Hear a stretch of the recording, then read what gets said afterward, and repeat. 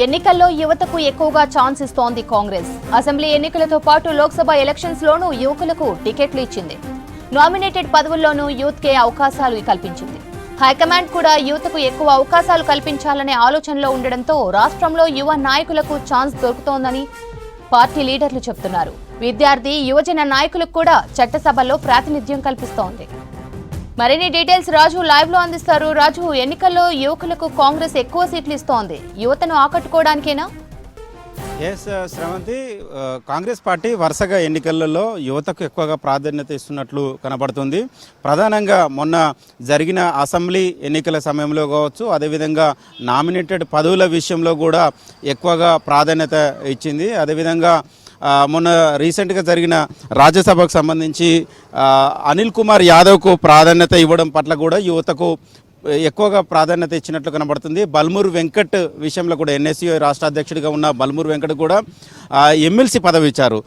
అదేవిధంగా ప్రజెంట్ లోక్సభ ఎన్నికలకు సంబంధించింది కూడా ఎక్కువగా యువతకు ప్రాధాన్యత ఇస్తున్నట్లు కనబడుతుంది. పెద్దపల్లి నుంచి వెళ్ళి గడ్డం వంశకృష్ణ, అదేవిధంగా వరంగల్ నుంచి వెళ్ళి కడియం కావ్య, భువనగిరి నుంచి వెళ్ళి చామల కిరణ్ కుమార్ రెడ్డి, నల్గొండ నుంచి వెళ్ళి చూసుకున్నట్లయితే రఘువీర్ రెడ్డి చూసుకున్నట్లయితే, అదేవిధంగా మెదక్ పార్లమెంట్ చూసుకున్నట్లయితే నీలం మధు ముదిరాజు, ఇప్పటివరకు 5గురికి యువతకు లోక్సభ ఎన్నికల్లో పోటీ చేసే అవకాశం కల్పించింది. మరొక కరీంనగర్ కావచ్చు, అదేవిధంగా హైదరాబాదు, ఖమ్మం, ఈ 3 సీట్లకు సంబంధించి అభ్యర్థుల ఎంపిక పెండింగ్లో ఉంది. వీటికి కూడా యువతకు ప్రాధాన్యత ఇచ్చే అవకాశాలు ఉన్నట్లు పార్టీలో ఒక చర్చ అయితే కొనసాగుతుంది.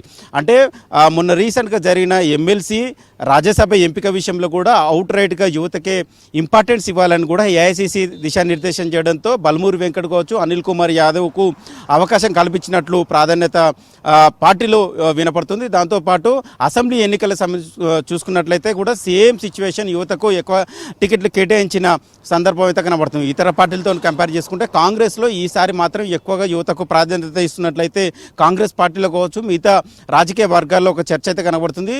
పాలకుర్తి నుంచి చూసుకున్నట్లయితే అసెంబ్లీ ఎన్నికల్లో పోటీ చేసి గెలుపొందిన యశస్విని రెడ్డి కావచ్చు, అదేవిధంగా మహబూబ్నగర్ నుంచి చూసుకున్నట్లయితే పర్ణికారెడ్డి, ఎడమబొజ్జు, ఆదిలాబాద్ నుంచి చూసుకున్నట్లయితే ఎడమబొజ్జు, అదేవిధంగా నల్గొండ జిల్లా నుంచి చూస్తే జేవీర్ రెడ్డి, జానారెడ్డి చిన్న కుమారుడు జేవీర్ రెడ్డి, ఇట్లా చాలా వరకు యువతకు ఈసారి చట్టసభలో అవకాశాలు అయితే కాంగ్రెస్ పార్టీ కల్పిస్తుంది.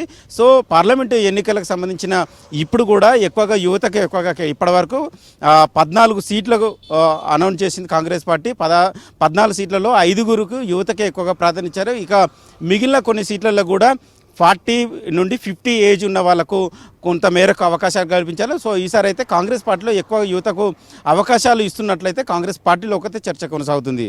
శ్రవంతి.